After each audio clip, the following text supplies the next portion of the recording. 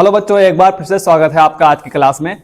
आपको पता है आपकी ग्रुप डी वाली जो क्लास चल रही है और आपकी बेसिक से क्लास चलाई जा रही है। एक एक क्लास चाहे मैथ्स हो, रीजनिंग हो, साइंस हो या जीएस हो या स्टैटिक जीके हो, सारी क्लासें बेसिक से चलाई जा रही है शुरू से।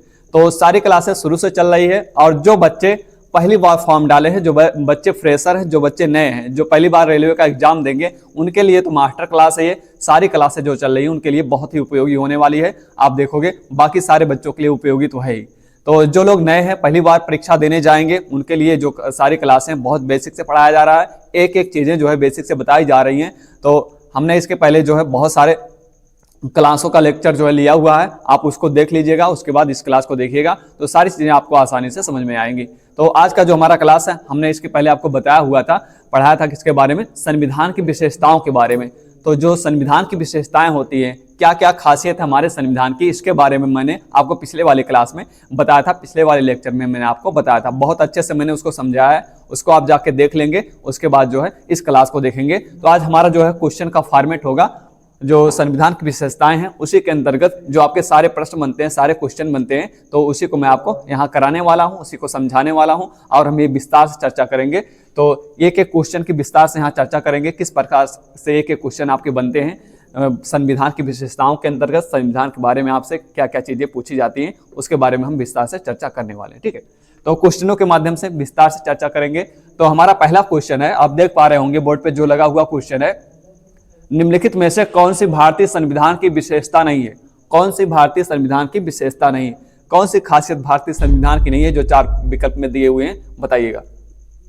संघात्मक सरकार, स्वतंत्र न्यायपालिका, अध्यक्षात्मक सरकार, संसदात्मक सरकार। बताइए कौन सी विशेषता नहीं है। तो मैंने आपको पढ़ाया है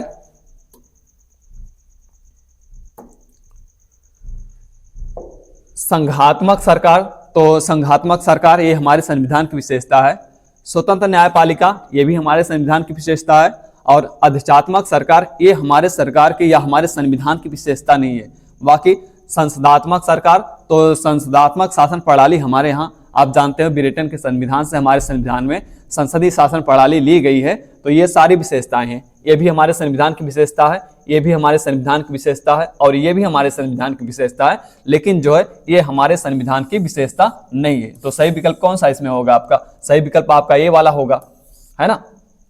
हमारे यहाँ संघात्मक सरकार है, मतलब राज्य में शासन होता है और केंद्र में शासन होता है, दोनों लोग आपस में मिलकर जो है हमारे देश का शासन तंत्र चलाते हैं।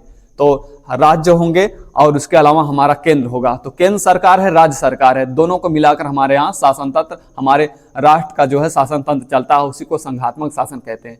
ठीक है, क्योंकि आप जानते हैं राज्यों का संघ है हमारा भारत, राज्यों का संघ है और इसके माध्यम से जो है पूरा शासन तंत्र चलता है, इसी को कहते हैं संघात्मक शासन। तो ये तो बात है ही, हमारे संविधान की विशेषता है ही। उसके बाद आप जानते हैं स्वतंत्र न्यायपालिका, हमारे यहाँ जो न्यायपालिका हो स्वतंत्र न्यायपालिका है। इसका ये मतलब हुआ तीन जो आधार स्तंभ होते हैं हमारे शासन तंत्र के, जो तीन आधार स्तंभ है, जैसे आप देखोगे आपकी विधायिका है, विधायिका और विधायिका के अलावा कार्यपालिका, कार्यपालिका, ठीक है, और आपकी न्यायपालिका, ये जो आपकी न्यायपालिका है, ठीक है, न्यायपालिका। तो तीन आधार स्तंभ होते हैं हमारे शासन तंत्र के। और आप जानते हो जो विधायिका है और कार्यपालिका है, विधायिका और कार्यपालिका से हमारी न्यायपालिका को जो है अलग रखा गया है, ताकि ये नेता लोग जो है यहाँ हस्तक्षेप ना कर पाए। नहीं तो आप हमारे यहाँ नेतागिरी जानते हैं, आए दिन क्या होता, न्यायपालिका भी डिस्टर्ब रहती। जैसे आप देखते हो लोकसभा राज्यसभा में आए दिन कुर्सियां टूटती हैं, इस तरह से आप देखते हैं हंगामा होता रहता है ना। तो न्यायपालिका जो है अपना कार्य नहीं कर पाती, ये लोग हस्तक्षेप करते कि इस तरह से न्याय दिया जाए, इस तरह से बहुत सारी बातें जो है ठीक से वहां नहीं कार्य हो पाता, इसीलिए हमारे न्यायपालिका को स्वतंत्र रखा गया है। तो ये हमारे संविधान की विशेषता तो है ही। तो कार्यपालिका से, विधायिका से स्वतंत्र न्यायपालिका को जो है तीनों आधार स्तंभ, हमारे शासन तंत्र के तीनों आधार स्तंभ है। लेकिन विधायिका से कार्यपालिका, आप जानते हैं विधायिका जो विधि का निर्माण करती है, कार्यपालिका जो कार्य करती है, जैसे मंत्रिमंडल होता है, मंत्रिमंडल क्या होता है, वो कार्यपालिका का ही अंग होता है मंत्रिमंडल। पूरा मंत्रिमंडल और जो जितने सरकारी पदाधिकारी होते हैं उसी को कहा जाता है कार्यपालिका। बाकी विधायिका जो विधियों का निर्माण करते हैं, जैसे हमारा लोकसभा सदन हो गया, राज्यसभा सदन हो गया, इसको विधायिका के अंतर्गत कहा जाता है। ठीक है, बाकी अध्यक्षात्मक शासन सरकार, आप जानते हैं अध्यक्षात्मक शासन प्रणाली हमारे यहाँ नहीं है। आध्यात्मिक शासन प्रणाली कहाँ पे है? अमेरिका के अंदर है, अमेरिका में, अमेरिका के अंदर है। मतलब वहां का जो राष्ट्र अध्यक्ष है, जैसे राष्ट्रपति बहुत सर्वोपरि होता है वहां पे, अमेरिका के अंदर बहुत शक्तिशाली होता है अमेरिका के अंदर राष्ट्रपति। वहां जो कार्यपालिका का प्रमुख राष्ट्रपति ही होता है, और हमारे यहाँ जो राष्ट्रपति कार्यपालिका का प्रमुख होता है लेकिन संवैधानिक प्रमुख होता है, वास्तविक प्रमुख नहीं होता। हमारे यहाँ वास्तविक प्रमुख हमारा प्रधानमंत्री होता है कार्यपालिका का।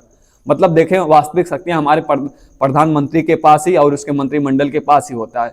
हमारे यहाँ राष्ट्रपति जो है केवल संवैधानिक प्रमुख होता है, लेकिन अमेरिका में ऐसा नहीं है। अमेरिका में क्या है? कार्यपालिका का वास्तविक प्रमुख जो विराट स्वरूप होता है राष्ट्रपति का, वो राष्ट्रपति ही होता है, सबसे बड़ा जो पदाधिकारी होता है अमेरिका के अंदर। तो आध्यात्मिक शासन प्रणाली में प्रमुख कौन होता है? वहां का राष्ट्रपति। सर्वोपरि कौन होता है? राष्ट्रपति होता है। तो ये अमेरिका का शासन है, आध्यात्मिक शासन प्रणाली। हमारे यहाँ ऐसा नहीं है। बाकी संसदीय शासन प्रणाली, तो संसदीय शासन प्रणाली तो है ही हमारे यहाँ। आप जानते हो कि हमारे यहाँ संसदीय चुनाव होता है, जिसमें आप देखोगे लोकसभा में सांसद होते हैं, राज्यसभा में सांसद होते हैं। तो हमारे यहाँ संसदीय शासन प्रणाली है ही। हमारे यहाँ एक संसद है, उसके अंतर्गत 2 सदन है, लोकसभा है, राज्यसभा है। बाकी राज्यों के अंदर आप देखोगे विधानमंडल है, 2 सदन है वहां पर, विधान परिषद, विधान और आपका विधानसभा है, इस प्रकार से। तो हमारे यहाँ संसदीय शासन प्रणाली है ही। तो इसमें कौन सा विकल्प हमारा गलत होगा? हमारा ये वाला विकल्प मतलब सही होगा। तो आध्यात्मिक संस्कार ये हमारे संविधान की विशेषता नहीं है, बाकी तीनों हमारी विशेषताएं हैं। ठीक है, चलिए अगला क्वेश्चन हमारा, कल्याणकारी राज्य का उद्देश्य है। कल्याणकारी राज्य का उद्देश्य क्या है? ये पूछा गया है। आप जो कल्याणकारी राज्य की कल्पना करते हैं, तो कल्याणकारी राज्य कहने का मतलब क्या होता है? अधिकतम जनसंख्या का अधिकतम कल्याण सुनिश्चित करना, कमजोर वर्गों के कल्याण का प्रबंध करना, सभी नागरिकों को स्वास्थ्य सुविधाएं प्रदान करना, उपरोक्त में से कोई नहीं। तो जो हम कल्याणकारी राज्य की बात करते हैं, कल्याणकारी राज्य की बात करने का मतलब होता है, हमारे संविधान में लिखा गया ना, हमारी प्रस्तावना में ही लिखा गया है कि हम कल्याणकारी राज्य की स्थापना करेंगे। कल्याणकारी राज्य की स्थापना करने का मतलब यही होता है कि अधिक से अधिक जो हमारे नागरिक हैं, अधिक से अधिक जो हमारे देश की जनसंख्या है, उसके कल्याण को हम सुनिश्चित करें। अधिक से अधिक नागरिकों का जो है अधिक से अधिक कल्याण हो, यही हमारे संविधान की प्रस्तावना में लिखा गया है। और हम ऐसे जो है संविधान के माध्यम से ऐसे देश की परिकल्पना करते हैं, ऐसे देश की कल्पना करते हैं कि जैसे जो नागरिक यहाँ हमारे यहाँ हैं, सबका जो है अधिक से अधिक कल्याण हो सके। तो ये हमारे प्रस्तावना में ही आप जानते हैं, पंथ निरपेक्ष समाजवाद और जो है क्या कहते हैं, कल्याणकारी राज्य की हम परिकल्पना करते हैं अपने प्रस्तावनाओं के माध्यम से ही। प्रस्तावना में ही लिख दिया गया है। तो हम कैसे राज्य की परिकल्पना करते हैं? कल्याणकारी राज्य का उद्देश्य क्या है अगर आपसे पूछा जाए, तो आप कहोगे पहला वाला ही विकल्प इसमें सही है हमारा, अधिकतम संख्या का अधिकतम कल्याण सुनिश्चित करना। ठीक है, यही हमारे कल्याणकारी राज्य का उद्देश्य है। बाकी सारे जो इसमें विकल्प गलत है। कमजोर वर्गों के लिए कल्याण का प्रबंध करना, ये नहीं है। सभी नागरिकों को स्वास्थ्य सुविधाएं प्रदान करना, ये भी नहीं है विकल्प सही आपका। उपरोक्त में से कोई नहीं, ये भी नहीं विकल्प सही है। आपका पहला वाला विकल्प सही है, अधिकतम संख्या का अधिकतम कल्याण हम करना चाहते हैं। ठीक है, हमारा यही उद्देश्य, हमारा यही आदर्श है। चलिए अगला क्वेश्चन हमारा है, भारत एक गणतंत्र है, इसका अर्थ है, भारत एक गणतंत्र है, इसका अर्थ क्या है? सभी मामलों में अंतिम अधिकार जनता के पास होना, भारत में संसदीय शासन नहीं है, भारत में वंशानुगत शासन नहीं है, भारत राज्यों का संघ है। तो भारत एक गणतंत्र है, भारत एक गणतंत्र है, इसका तात्पर्य क्या है? इसका मतलब क्या अर्थ है इसका? भारत एक गणतंत्र है। तो भारत एक गणतंत्र है, इसका मतलब यही हुआ कि हमारे यहाँ जो सत्ता में लोग होंगे, जो हमारे यहाँ शासन तंत्र में लोग होंगे, वह वंशानुगत नहीं होंगे। इसका मतलब ये हुआ कोई एक बार प्रधानमंत्री बन गया तो ऐसा नहीं वो सदा के लिए वही प्रधानमंत्री बनेगा या उसके घर के लोग बनेंगे। हमारे यहाँ जो एक बार राष्ट्रपति बन गया, ऐसा नहीं कि वही बार बार राष्ट्रपति बनेगा या हमेशा उसी के घर के लोग राष्ट्रपति बनेंगे। वो राष्ट्रपति बन गया, राजा बन गया तो हमेशा ही वही बना रहेगा। ठीक है, इसका मतलब गणतंत्र का मतलब ये होता है कि हमारे यहाँ चुनाव होता है, एक अवधि होती है, एक अवधि के बाद चुनाव होता है, चाहे 5 वर्ष हो, 2 वर्ष हो, 3 वर्ष हो, जो निश्चित कार्यकाल होता है, उसके बाद फिर चुनाव होता है और चुनाव के माध्यम से उस पदाधिकारी को फिर से चुना जाता है। तो गणतंत्र होने का मतलब होता है कि कोई वंशानुगत हमारे यहाँ सत्ता शासन में नहीं बैठता। ठीक है, सत्ता शासन में कोई भी जो है वंशानुगत नहीं बैठेगा, जो काल अवधि होगी उसके दौरान उसका जो है फिर से चुनाव किया जाता है। तो कौन सा विकल्प हमारा इसमें सही होगा? सभी मामलों में अंतिम अधिकार जनता के पास है, भारत में संसदीय शासन नहीं है, भारत में वंशानुगत शासन नहीं है, भारत राज्यों का संघ है। तो सही विकल्प होगा हमारा ये वाला, सभी मामलों में अंतिम अधिकार किसके पास है? जनता के पास। जनता जो है फिर से चुनाव के माध्यम से अपने जो है सत्ताधिकारी को बदलती है या चेंज करती है। ठीक है, तो गणतंत्र होने का मतलब यही होगा कि वंशानुगत कोई यहां पर नहीं होगा, ठीक है। हाँ, ये वाला नीचे वाला, ये वाला मतलब वंशानुगत कोई यहां पर नहीं होगा। बाकी अगला हमारा धर्मनिरपेक्ष शब्द का सही भाव प्रकट करता है। धर्मनिरपेक्ष होने का मतलब क्या होता है? भारत में अनेक धर्म हैं, भारतीयों को धार्मिक स्वतंत्रता प्राप्त है, धर्म अनुपालन व्यक्ति की इच्छा पर निर्भर है, या भारत में राज्य का कोई धर्म नहीं है। तो आप देखते हैं धर्मनिरपेक्ष का मतलब क्या होता है, और धर्मनिरपेक्ष के बारे में आप जानते हैं प्रस्तावना में ही लिखा गया है। धर्मनिरपेक्ष जो शब्द है, ये हमने कहा प्रारंभ में हमारा जो मूल संविधान था, मूल संविधान में धर्मनिरपेक्ष की कोई व्यवस्था नहीं की गई थी, लेकिन आप जानते हैं 1976 में इसको जोड़ दिया जाता है। इस शब्द को 1976 में 42वां जो संविधान संशोधन होता है, इसके माध्यम से इसको ऐड कर दिया जाता है। 3 शब्द जोड़े जाते हैं, आप जाते हैं समाजवाद, पंथ निरपेक्ष, और इसके अलावा अखंडता को जोड़ा जाता है, और उसी में एक शब्द होता है आपका धर्मनिरपेक्ष।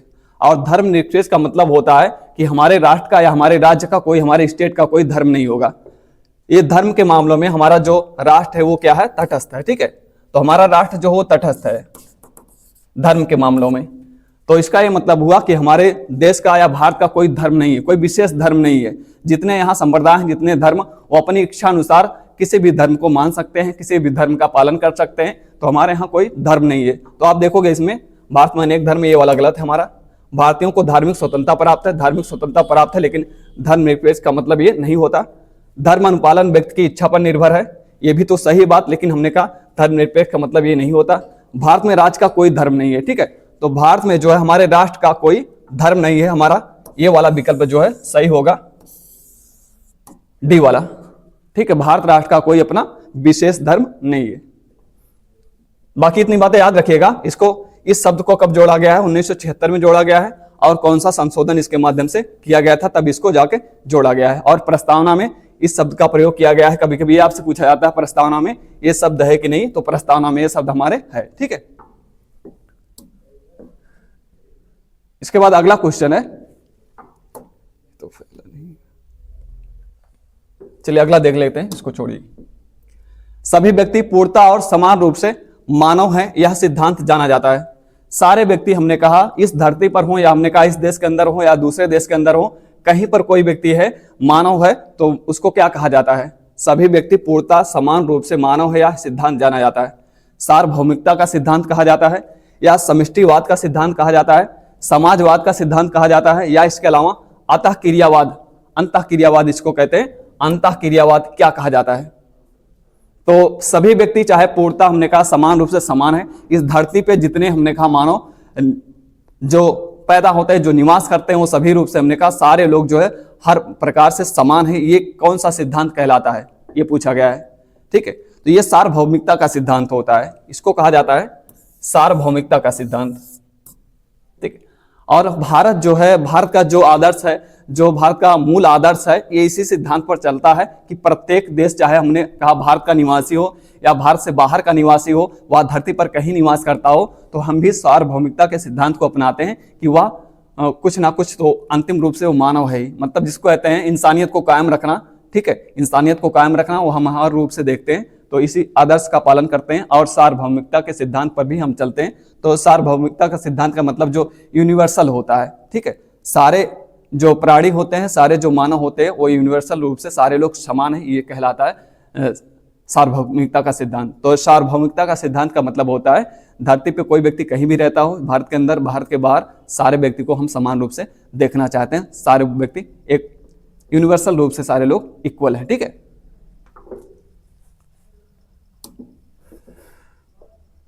अगला क्वेश्चन हमारा है, राज्यसभा सदन में कला, विज्ञान, साहित्य में योगदान देने वाले 12 व्यक्तियों को मनोनीत किया जाता है। कहां के संविधान से यह अवधारणा लिया गया है? तो आप जानते होंगे हमारे राज्यसभा सदन में 12 सदस्य ऐसे होते हैं, 12 सांसद ऐसे होते हैं जिनको चुना जाता है किस आधार पर? विज्ञान, कला, साहित्य के क्षेत्र में अगर वो योगदान देते हैं, कोई उनका विशेष योगदान होता है विज्ञान, कला, साहित्य के क्षेत्र में, तो उनको मनोनीत किया जाता है, उनको मनोनीत किया जाता है और राष्ट्रपति मनोनीत करता है उनको। तो राष्ट्रपति मनोनीत जो उनको करता है, क्यों करेगा? क्योंकि उनका किसी ना किसी क्षेत्र में योगदान रहेगा, चाहे कला के क्षेत्र में, चाहे विज्ञान के क्षेत्र में, या हमने कहा साहित्य के क्षेत्र में, उनका महत्वपूर्ण योगदान होता है। आप कभी कभी देखते हैं जैसे हमारे जो है संसद के अंदर सचिन तेंदुलकर जो है राज्यसभा सदस्य हुआ करते थे। क्यों थे? क्योंकि वो कला क्षेत्र से, कला का मतलब होता उनको किस क्षेत्र में कलात्मकता हासिल है, क्रिकेट के क्षेत्र में। हमने कहा वो खेल खेलते हैं, खेल में उनको कलात्मकता हासिल है, इसलिए उनको राज्यसभा का सदस्य बनाया गया था। आप कभी कभी देखते होंगे जैसे कुछ हीरोइन होती, जैसे रेखा को कभी कभी हमने कहा रेखा को राज्यसभा का सदस्य बनाया गया था। रेखा के क्षेत्र में, फिल्म के क्षेत्र में, तो वो भी कला का क्षेत्र हो गया। कुछ लोग लेखक होते हैं, साहित्य के क्षेत्र में योगदान देते हैं, तो उनको राज्यसभा में सांसद बना दिया जाता है। कुछ लोग सामाजिक क्षेत्र में होते हैं। इस प्रकार से मतलब कला, विज्ञान, साहित्य, 3 क्षेत्र में अगर वो योगदान देते हैं तो उनको हमने कहा जनता के द्वारा सीधे ना चुनकर उनको राष्ट्रपति के द्वारा मनोनीत कर दिया जाता है। जनता उनको नहीं चुनती, राष्ट्रपति के द्वारा मनोनीत कर दिया जाता है कि इस क्षेत्र में इन्होंने अच्छा काम किया है, अच्छा योगदान दिया है, इसलिए इनको राज्यसभा में स्थान मिलना चाहिए, राज्यसभा में, सदन में इनको स्थान मिलना चाहिए। तो वो होता है कला, विज्ञान, साहित्य के क्षेत्र में योगदान देने वाले 12 व्यक्ति ऐसे होते हैं। मतलब 12 व्यक्तियों को वहां संख्या निर्धारित किया गया है कि 12 व्यक्तियों को राज्यसभा में मनोनीत किया जा सकता है। तो 12 व्यक्तियों को मनोनीत किया जाता है। तो ये अवधारणा, ये विचार किसके संविधान से, हमारे संविधान में शामिल किया गया है, ये पूछा गया इस क्वेश्चन में। आयरलैंड के संविधान से, रूस के संविधान से, फ्रांस के संविधान से, या ऑस्ट्रेलिया के संविधान से। तो आप देखोगे ये जो विचार है 12 व्यक्तियों को राज्यसभा में मनोनीत किया जाना, ये कहाँ के संविधान से लिया गया है? तो ये लिया गया है आयरलैंड के संविधान से। आयरलैंड के संविधान के माध्यम से हमारे संविधान में ये बात शामिल की गई है, अवधारणा शामिल की गई है कि हम राज्यसभा में 12 व्यक्तियों को मनोनीत करेंगे। और कौन मनोनीत करेगा? राष्ट्रपति मनोनीत करेगा। ठीक है। बाकी आप जानते हैं रूस के संविधान से क्या लिया गया है। रूस के संविधान से हमारा मूल कर्तव्य लिया गया है, मूल कर्तव्य। ठीक है। बाकी आप देखोगे फ्रांस के संविधान से, तो फ्रांस के संविधान से क्या चीजें ली गई हैं? तो फ्रांस के संविधान से गणतंत्र, गणतंत्र जो शब्द आप जानते हैं, गणतंत्र शब्द यहीं से शामिल किया गया है फ्रांस के संविधान से। बाकी फ्रांस के संविधान से स्वतंत्रता, समानता, बंधुत्व की भावना, स्वतंत्रता, समानता और बंधुत्व, बंधुत्व। ठीक है। तो 2 चीजें आप याद रखिएगा फ्रांस के संविधान से ली गई हैं। क्या क्या? हमने कहा गणतंत्र जो शब्द है, गणतंत्र का मतलब आप जानते हैं, कोई हमारे यहाँ सत्ता में वंशानुगत नहीं होगा। बाकी स्वतंत्रता, समानता, बंधुत्व, जो फ्रांस की क्रांति हुई थी उसके माध्यम से 3 शब्द उभर कर आए थे, स्वतंत्रता, समानता, बंधुत्व, और उसी को शामिल कर लिया गया हमारे संविधान में। तो मतलब फ्रांस के संविधान से ये 3 शब्द आए हुए हैं। ये कई बार पूछा जाता, बहुत बार पूछा जाता, तो आपको पता होना चाहिए। स्वतंत्रता, समानता, हम स्वतंत्रता समानता की बात करते ही हैं, तो ये स्वतंत्रता, समानता, बंधुत्व की जो भावना है ये फ्रांस के संविधान से लिया गया है। बाकी आप जानते हैं ऑस्ट्रेलिया के संविधान से, तो ऑस्ट्रेलिया के संविधान से आप जानते हैं समवर्ती सूची शामिल की गई है। ऑस्ट्रेलिया के संविधान से समवर्ती सूची, समवर्ती सूची जानते हैं हमारे यहाँ 3 लिस्ट होती हैं। एक आपकी संघ सूची होती है, राज्य सूची होती है, उसके अलावा समवर्ती सूची होती है जिसको कॉन्करेंट लिस्ट कहते हैं। तो समवर्ती सूची ऑस्ट्रेलिया के संविधान से लिया गया है। बाकी प्रस्तावना की भाषा, प्रस्तावना की भाषा भी ऑस्ट्रेलिया के संविधान से लिया गया है। इसके अलावा आप देखोगे तो जो राज्यसभा में सदस्यों का निर्वाचन होता है, हमारे यहाँ राज्यसभा में सदस्य होते हैं ना, जो सांसद होते हैं, राज्यसभा में सांसद होते हैं, लोकसभा में भी सांसद होते हैं, लेकिन राज्यसभा में जो सांसद होते हैं वो प्रत्यक्ष निर्वाचन के माध्यम से नहीं होते, वो अप्रत्यक्ष निर्वाचन के माध्यम से होते हैं। तो राज्यसभा में सांसदों का निर्वाचन, राज्यसभा में सांसदों का निर्वाचन, सांसदों का निर्वाचन। ठीक है। तो जब भी आपसे पूछा जाए ऑस्ट्रेलिया के संविधान से हमारे संविधान में क्या क्या बातें ली गई हैं, तो ये 3 बातें अवश्य आपको पता होनी चाहिए ऑस्ट्रेलिया के संविधान से। ऑस्ट्रेलिया के संविधान से हमारे संविधान में समवर्ती सूची को शामिल किया गया है, प्रस्तावना की भाषा को शामिल किया गया है। इसके अतिरिक्त जो है राज्यसभा में जो सांसदों का निर्वाचन होता है उसको यहाँ पर शामिल किया गया है। ठीक है। तो इतनी बातें आपको पता होना चाहिए। रूस के संविधान से मूल कर्तव्य, फ्रांस के संविधान से समवर्ती सूची, प्रस्तावना की भाषा, वो क्या कहते हैं, बंधुत्व, और जो इक्वलिटी है जिसको समानता कहते हैं, उसके उन सारे शब्दों को शामिल किया गया है। बाकी इसके अलावा समवर्ती सूची, प्रस्तावना की भाषा, राज्यसभा में सांसदों का निर्वाचन ऑस्ट्रेलिया के संविधान से हमारे संविधान में लिया गया। ठीक है, बाकी इसके बाद अगला क्वेश्चन हमारा है, भारतीय संविधान की प्रस्तावना में किस प्रकार की स्वतंत्रता का वर्णन किया गया है? वर्णन नहीं है किस प्रकार की स्वतंत्रता का, तो भारतीय संविधान की प्रस्तावना में किस प्रकार की स्वतंत्रता का वर्णन नहीं है, मतलब यहां पर 3 स्वतंत्रताओं का वर्णन किया गया है, एक स्वतंत्रता कौन सी इसमें से नहीं है। तो आप जानते हैं हमारे संविधान की प्रस्तावना के ही अंदर विचार की स्वतंत्रता इसको दिया गया है, बाकी विचार प्रकट करने की स्वतंत्रता इसको भी दिया गया है, विश्वास की स्वतंत्रता इसको भी हमारी प्रस्तावना में दिया गया है, लेकिन जो है आर्थिक स्वतंत्रता का वर्णन हमारे प्रस्तावना में कहीं पर भी नहीं किया गया है। ठीक है, तो ये वाला हमारा जो है सही होगा, ये वाला। ठीक, आर्थिक स्वतंत्रता का वर्णन हमारी प्रस्तावना में कहीं नहीं किया गया है। बाकी 3 शब्द देखोगे आप, विचार की स्वतंत्रता, विचार प्रकट, मतलब आप अपना विचार जो है विचार रख सकते हैं, या विचार प्रकट करने की स्वतंत्रता, मतलब विचार को जो है प्रकट कर सकते हैं। बाकी आप देखोगे विश्वास की स्वतंत्रता, आप विश्वास भी किसी भी बात पर हमने कहा इस प्रकार से अपने विश्वास को व्यक्त कर सकते हैं। ये तीनों स्वतंत्रताएं दी गई हैं, लेकिन आर्थिक स्वतंत्रता हमारे संविधान में कहीं नहीं लिखा गया, हमारी प्रस्तावना के अंदर कहीं आर्थिक स्वतंत्रता के बारे में कोई बात नहीं कही गई है। ठीक है, चलिए अगला है, भारत की संघात्मक व्यवस्था निम्नलिखित में से किस देश से संबंधित है? जो भारत की संघात्मक व्यवस्था है, ये संघात्मक व्यवस्था का मतलब मैंने आपको बताया है, संघात्मक व्यवस्था का मतलब होता है जो हमारे सारे राज्य हैं, राज्यों का एक संघ है भारत, है ना। भारत पूरे राज्य, सारे राज्यों का 28 राज्य, बाकी और आपके जो अन्य केंद्र शासित प्रदेश हैं, उन केंद्र शासित प्रदेशों को मिलाकर और राज्यों को मिलाकर एक संघ बनाया गया है, तो इसी को कहा जाता है। और हमारा शासन प्रणाली संघ के माध्यम से चलता है, इसी को कहा जाता है संघात्मक व्यवस्था। और ये संघात्मक व्यवस्था कहाँ से लिया गया, ये पूछा गया है, कनाडा से, यूनाइटेड किंगडम से, संयुक्त राज्य अमेरिका से, या आयरलैंड के संविधान से। तो आप जानते हो जो संघात्मक व्यवस्था है, संघात्मक व्यवस्था कहाँ से लिया गया है, या कनाडा के संविधान से लिया गया है। और संघात्मक व्यवस्था को मैंने क्या बताया कि हमारे यहाँ बहुत सारे राज्य, बहुत सारे केंद्र शासित प्रदेश हैं, सभी को मिलाकर संघ बनाया गया है। मतलब केंद्र का अलग शासन चलता है, राज्य का अलग शासन चलता है, लेकिन फिर भी सबको मिलाकर एक जो है हमने कहा उसको जो है समावेशित शासन तंत्र हमारे यहाँ चलाई जाती है, सभी को मिलाकर, हम एक दूसरे से अलग नहीं है। हमने कहा अलग केंद्र शासित प्रदेश हैं, अलग राज्य है, अलग हमारा केंद्र है, लेकिन उसके होते हुए भी हम सब मिलाकर हमने कहा एक संघ है, उससे अलग नहीं है, इसी को कहा जाता है संघात्मक व्यवस्था। ठीक है, ये कनाडा से लिया गया है। बाकी अगला क्वेश्चन हमारा है, निम्नलिखित में से कौन सी विशेषता भारतीय लोकतंत्र की नहीं है? भारतीय लोकतंत्र की, भारत में जो डेमोक्रेसी है, डेमोक्रेसी के अंतर्गत आप देखोगे कौन से, हमने कहा कौन सा करेक्टर हमारे डेमोक्रेसी का नहीं है, इसमें से कौन सा करेक्टर हमारे डेमोक्रेसी का नहीं है, कौन सी विशेषता हमारे डेमोक्रेसी की, हमारे जो हमारा लोकतंत्र है उसकी विशेषता नहीं है? एक संविधान संघ सरकार, तो हमारे यहाँ एक संविधान संघ सरकार है, हमारे यहाँ सरकारें जो चलती है संविधान के माध्यम से ही चलती है, तो ये वाला बात हमारा, ये वाली बात जो है सही होगी। बाकी उसके बाद देखेंगे लोकतांत्रिक सरकार, लोकतांत्रिक सरकार तो हमारे यहाँ ही डेमोक्रेसी है, जनता के द्वारा लोग चुने जाते हैं, उसके बाद सरकार में जाते हैं, तो लोकतांत्रिक सरकार तो हमारे यहाँ है ही।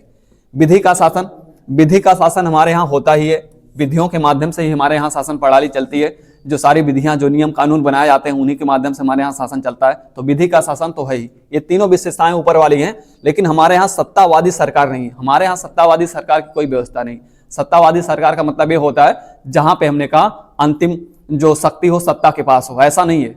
अंतिम शक्ति हमारे यहाँ सत्ता के पास नहीं होती है, जो पार्टी एक बार आ जाती है ऐसा नहीं कि उसी के पास सारी शक्ति है, ऐसा नहीं। हमारे यहाँ संविधान है, संविधान के माध्यम से हमारा देश चलता है, ना कि सत्ता के माध्यम से, है ना। तो हमारे यहाँ सत्तावादी सरकार नहीं। बाकी तीनों विशेषताएं सही हैं। इसमें से पूछा गया कौन सा लोकतंत्र की विशेषता हमारे यहाँ नहीं है, तो लोकतंत्र की जो विशेषता हमारे यहाँ नहीं है वो कौन सी है? सत्तावादी सरकार हमारे यहाँ नहीं है, तो यही वाला विकल्प सही होगा। हमारे यहाँ सत्तावादी सरकार नहीं है कि जो कोई पार्टी एक बार सत्ता में आ गई तो हमेशा बनी रहेगी, ऐसे हमारे यहाँ नहीं होता। ठीक है, तो सत्तावादी सरकार नहीं है। बाकी तीनों विशेषताएं हमारे यहाँ संविधान संघ सरकार, संविधान के माध्यम से सरकारें चलती हैं। लोकतांत्रिक सरकार है, जनता के द्वारा लोग चुने जाते हैं जो प्रतिनिधि होते हैं। विधि का शासन है, जो सारी विधियां बनाई जाती हैं उसी के माध्यम से हमारा शासन चलता है। तीनों बातें सही है, लेकिन ये वाला बात सही नहीं है। तो कौन सा इसमें विकल्प आपका सही होगा? सत्तावादी सरकार, ये वाला विकल्प हमारा सही होगा। ठीक है, चलिए अगला क्वेश्चन है, भारतीय संघवाद को सहकारी संघवाद किसने कहा है? भारतीय संघवाद को सहकारी संघवाद किसने कहा है? सहकारी संघवाद, सहकारी संघवाद कहने का मतलब कि राज्य है और आपका केंद्र है, राज्य केंद्र सरकारें दोनों जो है सहयोग के माध्यम से शासन तंत्र चलाती हैं, इसका मतलब होता है सहकारी संघवाद। तो सहकारी संघवाद किसने कहा है इस बात को कि ये भारत का जो संघवाद है ये सहकारी संघवाद है? जी ऑस्टिन, केसी बियर के द्वारा, आइवर जेनिंग्स के द्वारा, सुभाष कश्यप के द्वारा। तो ये जो बात कही गई है कि भारतीय संघवाद जो है सहकारी संघवाद है, ये ऑस्टिन ने कहा है। जी ऑस्टिन के द्वारा ये बात कही गई है कि भारतीय संघवाद सहकारी संघवाद है। और आप देखोगे केसी बियर ने क्या कहा है, तो केसी बियर ने कहा है भारत का जो शासन तंत्र है ये अर्धसंघात्मक है। कैसा है? अर्धसंघात्मक, अर्धसंघात्मक। तो अर्धसंघात्मक किसने कहा है? केसी बियर ने कहा है। और उसके बाद सहकारी संघवात्मक किसने कहा है? तो ऑस्टिन ने कहा है। बाकी देखोगे आइवर जेनिंग्स के द्वारा, आइवर जेनिंग्स ने क्या कहा है? इसको पूरी तरह से संघात्मक सरकार कहा है, संघात्मक सरकार या संघात्मक शासन प्रणाली। तो तीन बातें याद रखिएगा। अगर आपसे पूछा जाए सहकारी संघवाद तो ऑस्टिन ने कहा है, और अर्ध संघात्मक किसने कहा? केसी बियर ने कहा है। और उसके बाद संघात्मक सरकार किसने कहा है? तो आइवर जेनिंग्स ने कहा। ये हमने कहा रिपीट करके छोटी परीक्षाओं में या बड़ी परीक्षाओं में आपसे पूछे जाते हैं। बड़ी परीक्षाओं में जब भी पूछा जाता है तो मिलान करने के लिए दिया जाता है कि ये कथन किसने कहा है, और छोटी परीक्षाओं में ऐसे पूछ लिया जाता है भारतीय शासन प्रणाली को किसने अर्धसंघात्मक कहा है। ठीक है, तो ये सारी बातें यहां से आपको पता होनी चाहिए। ठीक, चलिए अगला क्वेश्चन है। देखिए जो संविधान होता है ये शब्दों के माध्यम से क्वेश्चन तो याद रहते हैं, लेकिन ये बातें जो है बहुत अच्छे तरीके से समझ में नहीं आती। लेकिन मैं आपको बहुत आसानी से बताऊंगा कि क्या चीज इसका मतलब होता है। एक संविधान में एक अगर शब्द कोई आ जाए तो उसको मैं आपको बड़ी आसानी से बता दूंगा कि इसका मतलब होता क्या है। ठीक है, चलिए निम्नलिखित में से किसी एक का कथन है कि संविधान को संघात्मक तंग ढांचे में नहीं ढाला गया है। तो ये पूछा गया है कि किसने ये बात कही है, किसका कथन है कि हमारे भारतीय संविधान को जो है एक संघात्मक के तंग ढांचे में नहीं ढाला गया है। मतलब हम पूरी तरह से इस प्रकार से संघात्मक रूप से भारत को नहीं देखते, है ना। इस तरह से अगर हम देखें तो ज्यादा हमारे यहाँ, जैसे आप अमेरिका में देखोगे तो अमेरिका में पूरी तरह से संघ जो है बहुत प्रभावी है, बहुत ज्यादा संघ शक्तिशाली है, बहुत ज्यादा संघ शक्तिशाली है अमेरिका के अंदर। लेकिन उस तरह से हमारे यहाँ ऐसा नहीं है। हमारे यहाँ राज्यों का जो संघ बनाया गया है, राज्य और जो केंद्र शासित प्रदेश सबका संघ मिलाकर बनाया गया है सबको, तो ऐसा नहीं, राज्य के जो सारे कार्य होते हैं और केंद्र के जो सारे कार्य होते हैं सबका ध्यान रखा जाता है। राज्य के हितों का भी ध्यान रखा जाता है और केंद्र के हित का ध्यान तो केंद्र खुद ही रखता है। तो राज्य के हितों का ध्यान रखा गया है यहाँ पे। तो इस तरह से हम कह सकते हैं कि संघात्मक प्रणाली को हमने कहा तंग ढांचे में ढाला नहीं गया है, कि संघ बना दिए हैं तो अब जो है संघ के माध्यम से सारी चीजें चलेंगी। राज्य का भी अलग शासन होता है, अलग अलग जानते हैं सरकारें होती हैं अलग अलग राज्यों में। बिहार में अलग सरकार है, उत्तर प्रदेश में अलग सरकार है, एक राज्य सरकारें होती हैं। तो बहुत तंग ढांचे में हम संघात्मक प्रणाली को अपने ढालते नहीं। तो ये बात किसके द्वारा कहा गया है? जी ऑस्टिन के द्वारा, केसी बियर के द्वारा, आइवर जेनिंग्स के द्वारा। तो केसी बियर ने ये बात कही है, एक मिनट, संविधान को संघात्मक तंग ढांचे में नहीं ढाला गया है। केसी बियर के द्वारा ये बात कही गई है कि संविधान को जो है संघात्मक तंग ढांचे में नहीं ढाला गया है। चलिए अगला क्वेश्चन है, लिखित संविधान की अवधारणा ने सर्वप्रथम कहां जन्म लिया? जो लिखित संविधान की अवधारणा होती है, हर देश में कोई ना कोई संविधान होता है। ज्यादातर देशों में, विश्व के ज्यादातर देशों में कोई ना कोई संविधान तो है ही। कुछ ऐसे देश होंगे, बहुत छोटे देश होंगे जहां पर संविधान की व्यवस्था नहीं की जाती, लेकिन बहुत सारे देशों में, विश्व के बहुत सारे देशों में संविधान की व्यवस्था की गई। लेकिन वह संविधान दो रूपों में हो सकता है, एक लिखित हो सकता है, एक अलिखित हो सकता है। कुछ देश ऐसे हैं जैसे स्विट्जरलैंड वगैरह में देखेंगे, स्विट्जरलैंड या ब्रिटेन में, यहाँ लिखित संविधान नहीं है। वहां आए दिन अगर आवश्यकता पड़ती है तो कोई ना कोई नियम कानून बना दिया जाता है और उसके माध्यम से उस चीज से जो है निपटा जाता है, उस चीज के लिए उसको लागू किया जाता है। तो वहाँ लिखित दस्तावेज नहीं है। हमारे यहाँ क्या है? हमारे यहाँ ऐसा नहीं, हमारे यहाँ लिखित दस्तावेज है और उस लिखित दस्तावेज के माध्यम से हमारे यहाँ शासन चलाया जाता है, जिसको कहा जाता है लिखित संविधान। तो विश्व में सर्वप्रथम लिखित संविधान किसका था ये पूछा गया है। ब्रिटेन का, फ्रांस का, जर्मनी का, संयुक्त राज्य अमेरिका का। तो सबसे पहले जो लिखित संविधान की अवधारणा आती है वो संयुक्त राज्य अमेरिका की आती है। संयुक्त राज्य अमेरिका 13 अनुच्छेदों का एक लिखित संविधान बनाता है। ठीक है, देखेंगे तो ये इतना बड़ा देश है लेकिन 13 अनुच्छेद हैं, उसके माध्यम से सारी विधियां लिखी गई हैं। हमारे यहाँ देखेंगे तो 395 अनुच्छेद है मूल संविधान में, और आज तक देखेंगे तो 470 अनुच्छेद हो चुके हैं, बहुत सारे अनुच्छेद हैं, है ना। लेकिन अमेरिका में 13 अनुच्छेद हैं, और सबसे पहले लिखित संविधान अमेरिका का ही होता है। अमेरिका के बाद फ्रांस लिखता है, उसके बाद हमने कहा भारत के यहाँ लिखित संविधान होता है। अगर आपसे पूछा जाए विश्व का सबसे बड़ा लिखित संविधान किसका, तो हमारे भारत का ही, हमारा विश्व का सबसे बड़ा लिखित संविधान है। लेकिन सबसे पहला लिखित संविधान किसका है, वो संयुक्त राज्य अमेरिका का है। ठीक है, तो ऐसा क्वेश्चन पूछा जाए सर्वप्रथम अवधारणा लिखित संविधान का कहाँ आती है, तो आपको पता है सबसे पहले लिखित संविधान जो है वो अमेरिका का लिखित संविधान होता है। 13 अनुच्छेदों का लिखित संविधान होता है अमेरिका का। ठीक है, ब्रिटेन का संविधान अलिखित है, अलिखित संविधान है, इसको याद रखिएगा, बहुत पूछा जाता है। अलिखित संविधान, तो किस देश का अलिखित संविधान है, ब्रिटेन का। ठीक है, और लिखित संविधान सबसे पहले अमेरिका का है, उसके बाद भारत का विश्व का सबसे बड़ा लिखित संविधान कहलाता है। चलिए अगला है, भारतीय संविधान अधिक कठोर तथा अधिक लचीले के मध्य का अच्छा संतुलन स्थापित करता है। अधिक कठोर और अधिक लचीले के मध्य अच्छा संतुलन स्थापित करता है, यह कथन किसका है, किसके द्वारा यह कथन कहा गया है। तो आप जानते हैं हमारा संविधान जो है, भारतीय संविधान जो है, ना तो ज्यादा कठोर है ना तो ज्यादा लचीला है। ज्यादा कठोर ना होने का मतलब यह हुआ कि हमारा संविधान अगर हम उसमें कुछ बदलना चाहते हैं, कुछ संशोधन करना चाहते हैं, कोई अमेंडमेंट करना चाहते हैं, उसमें हम चेंज कर सकते हैं। क्योंकि कभी कभी क्या होता है, हम जब संविधान लिख रहे होते हैं उस दौरान कुछ समस्याएं नहीं आती, इसलिए हमको समझ में नहीं आता कि आगे चलकर यह समस्या आ सकती है। तो उसके लिए संशोधन की व्यवस्था हमारे संविधान में किया गया है कि आगे अब कोई ऐसी समस्या आ जाए, उसके लिए कोई नियम कानून बनाना पड़े तो उसको बाद में हम बना सकें। संशोधन इसलिए होता है। तो हमारा संविधान इतना कठोर नहीं है कि हम अगर उसमें हम संशोधन करना चाहें तो संशोधन ना कर पाए। ठीक है, इसका मतलब ये हुआ। और लचीला होने का मतलब क्या है, तो लचीला होने का मतलब यह है कि हमारा संविधान इतना लचीला भी नहीं है कि आए दिन हम उसमें कुछ ना कुछ संशोधन करते रहे, है ना, कुछ ना कुछ रोज उसमें बदल दें, ऐसा नहीं है। इतना लचीला हमारा संविधान नहीं है कि आए दिन कुछ ना कुछ उसमें बदल दें। जैसे आप देखोगे ब्रिटेन वगैरह है, स्विट्जरलैंड वगैरह है, वहां आए दिन कुछ ना कुछ जोड़ा जाता है। हमारे यहाँ ऐसा नहीं होता। हमारे यहाँ संशोधन करने के लिए आप देखोगे संसद के अंदर, दोनों सदनों के अंदर बहुत बहस होती है, बहुत बड़ी बड़ी बहसें चलती, बहुत दिनों तक चलता है। उसके बाद जाके कोई संशोधन हमारे संविधान में हो पाता है। राष्ट्रपति, उसके बाद राष्ट्रपति जब सहमति देगा तब हो पाएगा। जैसे लोकसभा से, राज्यसभा से, दोनों सदनों से कोई प्रस्ताव जब पारित होगा, राष्ट्रपति जब सहमति होगा तब जाके उसमें कोई संशोधन हो सकता है। ठीक है, तो इतना लचीला नहीं, लचीला तो है हमारा संविधान कि हम कुछ बदलना चाहते हैं तो बदल सकते हैं, लेकिन इतना लचीला नहीं है कि हम उसमें आए दिन कुछ ना कुछ चेंज करते हैं। ठीक है, ऐसा नहीं है। तो इसी को कहा गया है भारतीय संविधान अधिक कठोर तथा अधिक लचीले के मध्य का अच्छा संतुलन स्थापित करता है। ये कथन किसका है, तो ये कथन जो है केसी बियर का है। केसी बियर के द्वारा कहा गया है कि भारत कठोरता और लचीलेपन के मध्य अच्छा संतुलन स्थापित करता है भारत का संविधान, ऐसा कहा गया है केसी बियर के द्वारा। ठीक है, इनका जो है स्टेटमेंट है। अगला क्वेश्चन है, नए राज्य के गठन की शक्ति निहित है। नए राज्य के गठन की शक्ति किसमें निहित है। अगर हमारे भारत के अंदर कोई नया राज्य का निर्माण किया जा रहा है, नया राज्य बनाया जा रहा है, नया राज्य हमारे भारतीय जो संघ में शामिल किया जा रहा है, तो ये अधिकार किसके पास है, नया राज्य बनाए। जैसे आप जानते हैं 28 राज्य हैं, 8 केंद्र शासित प्रदेश है, लेकिन हम 29 राज्य और करना चाहते हैं, एक राज्य और बनाना चाहते हैं, तो ये अधिकार किसके पास है। या किसी क्षेत्र को और शामिल करना चाहते हैं, मान लीजिए कभी होता ना कि हम चाइना तक कब्जा कर लेंगे, यहाँ तक वहां तक कब्जा कर लेंगे, तो अगर हमने कब्जा कर लिया तो उसके लिए एक राज्य बनाएंगे, तो ये अधिकार किसका है उसको राज्य बनाने का।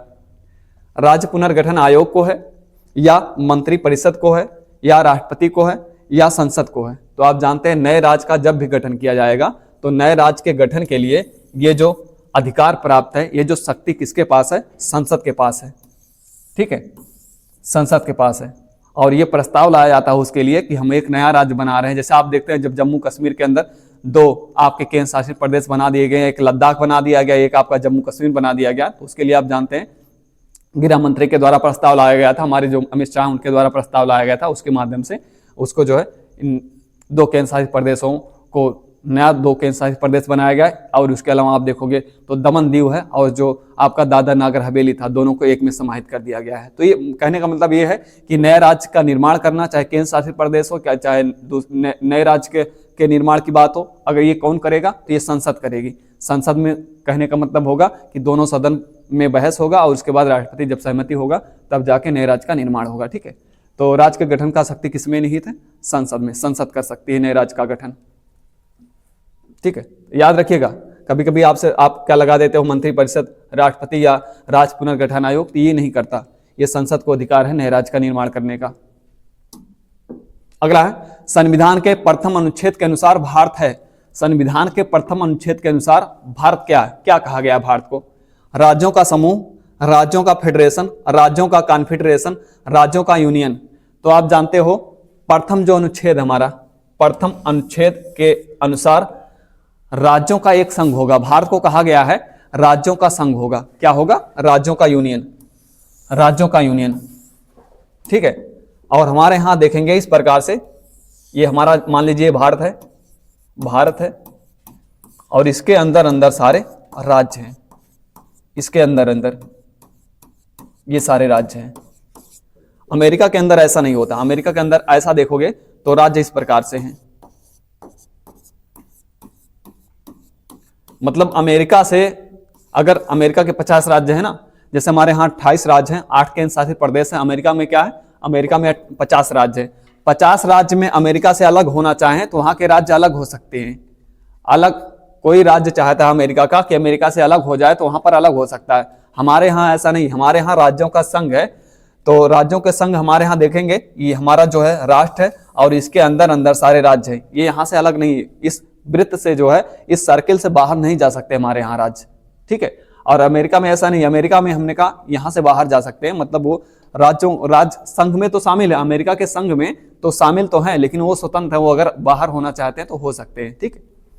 लेकिन हमारे यहाँ अगर कोई राज्य जानकर, जानबूझकर या किसी भी तरह बाहर होना चाहता है तो हमारे राष्ट्र से, हमारे भारत देश से बाहर नहीं हो सकता कोई भी राज्य। तो जब भी आपसे पूछा जाए प्रथम अनुच्छेद के अनुसार भारत क्या है, तो राज्यों का संघ है। ठीक है।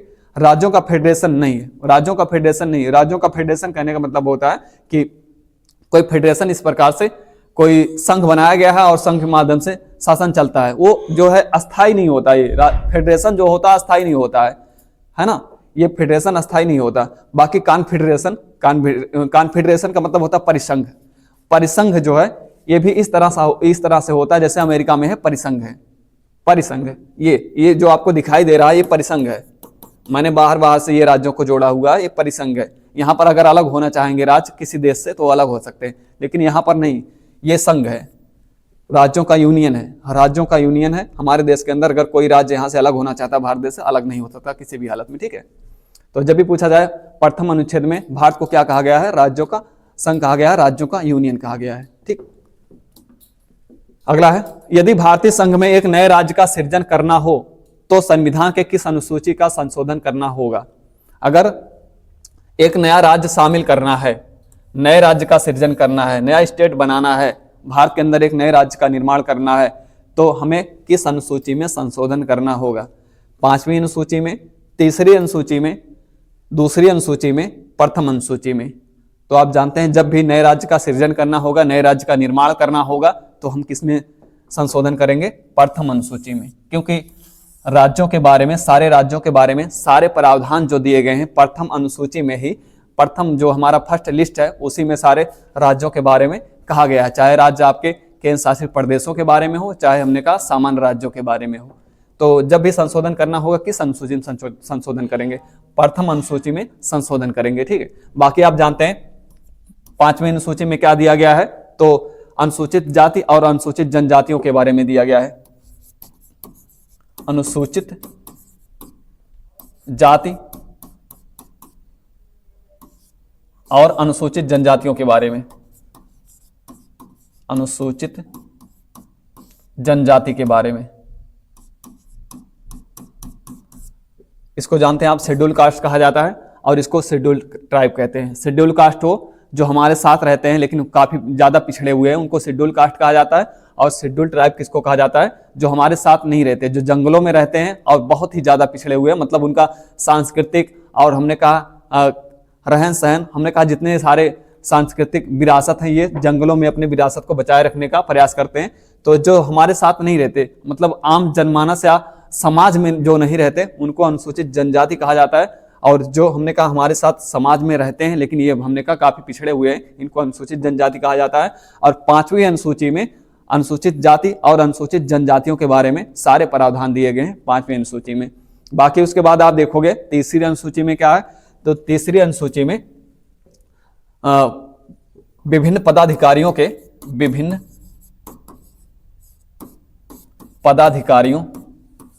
शपथ के बारे में, पदाधिकारियों के शपथ के बारे में, मतलब जो हमारा राष्ट्रपति होगा, जो उच्च न्यायालय का न्यायाधीश होगा, सर्वोच्च न्यायालय का न्यायाधीश होगा, या जितने पदाधिकारी होते हैं, प्रधानमंत्री होगा, उनका शपथ कैसे होगा, ठीक है, इस बारे में। लेकिन एक बात याद रखिएगा, 3 लोगों का जो है स्पेशल शपथ होता है, उनको यहाँ शामिल नहीं किया जाता, बाकी सारे लोगों को शामिल किया जाता है। जैसे आप देखोगे तीसरी अनुसूची में एक राष्ट्रपति हो गया, आपका राष्ट्रपति हो गया, एक आपका उपराष्ट्रपति हो गया, उपराष्ट्रपति हो गया, ठीक है, और एक आपका जो है राज्यपाल हो गया, राज्यपाल।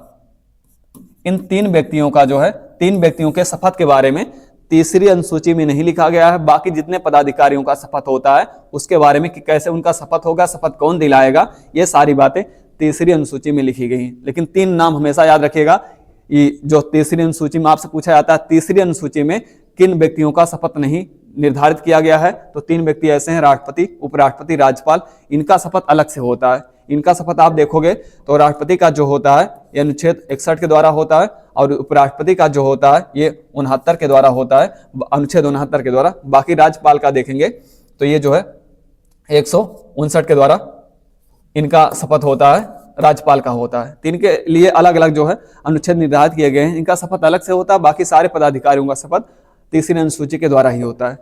बाकी आप जानते हैं दूसरी अनुसूची में क्या है, दूसरी अनुसूची में वेतन एवं भत्तों के बारे में लिखा गया है। जो विभिन्न पदाधिकारी, जैसे राष्ट्रपति है, प्रधानमंत्री है, उपराष्ट्रपति है, राज्यपाल है, और जितने पदाधिकारी, सांसद हैं, जितने पदाधिकारी हैं, उनका वेतन भत्ता, कितना वेतन होगा, कितना भत्ता दिया जाएगा, ये सारे जो प्रावधान किए गए हैं ये तीसरी लिस्ट में है, दूसरी अनुसूची में इनके बारे में लिखा गया, दूसरी में, ठीक है। तो याद रखिएगा, जब भी पूछा जाए तीसरी अनुसूची में विभिन्न पदाधिकारियों के शपथ के बारे में, लेकिन 3 लोगों को छोड़ देना है, राष्ट्रपति, उपराष्ट्रपति और राज्यपाल को। बाकी दूसरी अनुसूची में क्या लिखा गया है, दूसरी अनुसूची में वेतन भत्ता के बारे में लिखा गया है, किसको कितना वेतन देना है, विभिन्न पदाधिकारियों को। विभिन्न पदाधिकारी कहने का मतलब होता है राष्ट्रपति, राज्यपाल या आपके मुख्य न्यायाधीश, ये सारे लोग, ठीक है। तो इसका सही विकल्प होगा हमारा डी वाला, प्रथम अनुसूची में। अगला प्रश्न है, नीचे दिए गए राज्यों को भारत संघ के संपूर्ण राज्य का दर्जा प्राप्त होने का सही कालानुक्रम है। मतलब ये जो सारे राज्य दिए गए हैं तो इनका सही अवरोही क्रम में लगाना है, तो सही कालानुक्रम लगाना है कि सबसे पहले कौन सा राज्य बना, उसके पहले कौन सा राज्य बना, कौन राज्य कब बना हुआ है, ये हमको यहाँ देखना है। तो आप देखोगे तो कौन सा सही विकल्प होगा यहाँ पर, तो सिक्किम, अरुणाचल प्रदेश, नागालैंड, हरियाणा, नागालैंड, हरियाणा, सिक्किम, अरुणाचल प्रदेश, सिक्किम, हरियाणा, नागालैंड, अरुणाचल प्रदेश, उसके बाद नागालैंड, अरुणाचल प्रदेश और सिक्किम। तो देखिए इसमें जो सही विकल्प होगा आपका बी वाला होगा। यार इस क्वेश्चन में गायब हो गया, कहां गया, बी वाला होगा, ये वाला। पहले नागालैंड बनता है, पहले नागालैंड राज्य बनता है, और आप जानते हैं शुरू में सारे राज्य नहीं थे। आप देखोगे शुरू में 14 राज्य हुआ करते थे, उसके बाद सारे राज्य धीरे धीरे बने हैं। तो नागालैंड पहले बना है, उसके बाद आपका हरियाणा राज्य बना है, फिर सिक्किम राज्य बना है, और उसके बाद आपका कौन सा राज्य बना है, अरुणाचल प्रदेश राज्य बना। अब अगर आप देखना चाहोगे तो देखोगे तो ये जो आपका नागालैंड है, नागालैंड 1963 में बनता है। इसे राज्य का दर्जा कब प्राप्त होता है, नागालैंड को 1963 में ये राज्य बनता है, नया राज्य बनता है। और हरियाणा को देखोगे तो हरियाणा जो 1966 में बनता है, 1966 में नया राज्य बनता है हरियाणा। और उसके बाद देखोगे तो 1975 में आपका सिक्किम राज्य बनता है। सिक्किम को राज्य का दर्जा कब दिया जाता है, 1975 में दिया जाता है। और उसके बाद आप देखोगे 1987 में आपका अरुणाचल प्रदेश राज्य बनता है, 1987 में अरुणाचल प्रदेश राज्य बनता है। तो सही क्रम कौन सा होगा हमारा, बी वाला, नागालैंड बनेगा, फिर उसके बाद हरियाणा बनेगा, फिर सिक्किम बनेगा, और उसके बाद आपका अरुणाचल प्रदेश राज्य बनेगा, ठीक है। चलिए अगला क्वेश्चन है, संविधान में हमारे राष्ट्र का उल्लेख किस नाम से किया गया है। संविधान में हमारे राज्य का उल्लेख किस नाम से किया गया है, भारत तथा इंडिया, केवल भारत, हिंदुस्तान तथा इंडिया, भारत, हिंदुस्तान तथा इंडिया। तो हमारे जो हमारा जो संविधान है, संविधान में जो हमारा देश है, हमारे देश को 2 नामों से संबोधित किया गया है, वो कौन कौन सा है, तो भारत तथा इंडिया। संविधान में हमारे देश को भारत तथा इंडिया कहा गया है, ये दो शब्द मिलते हैं हमारे देश के लिए, ठीक है, हमारे राष्ट्र के लिए। अगला क्वेश्चन है, किस देश में दोहरी नागरिकता का सिद्धांत है? दोहरी नागरिकता का सिद्धांत किस देश में है? और दोहरी नागरिकता के बारे में, एकल नागरिकता के बारे में मैंने आपको अच्छे समझाया हुआ है कि एकल नागरिकता क्या होती है, दोहरी नागरिकता क्या होती है। तो एक बार फिर समझा देता हूं। एकल नागरिकता का मतलब होता है कोई व्यक्ति जो है उसके पास केवल एक प्रकार की नागरिकता होती है, वह केवल राष्ट्र का या देश का नागरिक होता है, इसको कहा जाता है एकल नागरिकता। दोहरी नागरिकता का मतलब होता है कि एक व्यक्ति जो है उसके पास दोहरी नागरिकता इस प्रकार से होगी कि वह राज्य का भी नागरिक होगा और देश का भी नागरिक होगा। जैसे आप अमेरिका में देखोगे तो वहां दोहरी नागरिकता है, वहां अलग राज्य का भी व्यक्ति नागरिक होता है और अमेरिका का भी नागरिक होता है। हमारे यहाँ ऐसा नहीं, हमारे यहाँ कोई व्यक्ति केवल उसके पास एक नागरिकता होती है, वो हमारे देश की नागरिकता होती है। आप इस प्रकार से कहते हो हम भारत देश के नागरिक हैं ना, हमारे यहाँ ऐसा कोई नहीं कहता हम बिहार के नागरिक हैं या मध्य प्रदेश के नागरिक हैं, उत्तर प्रदेश के नागरिक हैं। हमारे यहाँ एकहरी नागरिकता है जिसको एकल नागरिकता कहा जाता है, ठीक। तो किस देश में दोहरी नागरिकता का सिद्धांत है? अमेरिका में, संयुक्त राज्य अमेरिका में दोहरी नागरिकता का सिद्धांत है। जैसे आप देखोगे दोहरी नागरिकता के माध्यम में भारत में एकहरी है जिसको एकल नागरिकता कहा जाता है। एकल नागरिकता, भारत में कैसी नागरिकता है? एकल नागरिकता। कनाडा में देखेंगे, कनाडा में भी दोहरी नागरिकता है, दोहरी। ऑस्ट्रेलिया में भी दोहरी नागरिकता है, दोहरी नागरिकता, दोहरी, ठीक है। संयुक्त राज्य अमेरिका में तो है ही दोहरी नागरिकता, इसी के बारे में क्वेश्चन ही आपका। तो इन सारे देशों में दोहरी नागरिकता, मतलब वहां राज्य का भी व्यक्ति नागरिक होता है और देश का भी नागरिक होता है, लेकिन हमारे यहाँ एकल नागरिकता है, एकल ही नागरिकता। यहाँ केवल जो है एक प्रकार की नागरिकता होगी, हम लोग जो है भारत देश के नागरिक बस, ठीक है। तो याद रखिएगा, कभी कभी ऑस्ट्रेलिया कनाडा के बारे में आपसे पूछा जाता है, कनाडा में दोहरी नागरिकता है या एकहरी नागरिकता है, या ऑस्ट्रेलिया में कैसी नागरिकता है, ये सारी बातें याद, क्योंकि यहाँ से बहुत सारे प्रावधान हमारे संविधान में लिए गए हैं, इसीलिए यहाँ से क्वेश्चन बन जाते हैं। चलिए अगला प्रश्न है, निम्नलिखित में से राज्यों के निर्माण का सही अवरोही क्रम है? राज्यों का निर्माण का सही अवरोही क्रम पूछा गया है। महाराष्ट्र, राजस्थान, हरियाणा, ये आपका बताना है।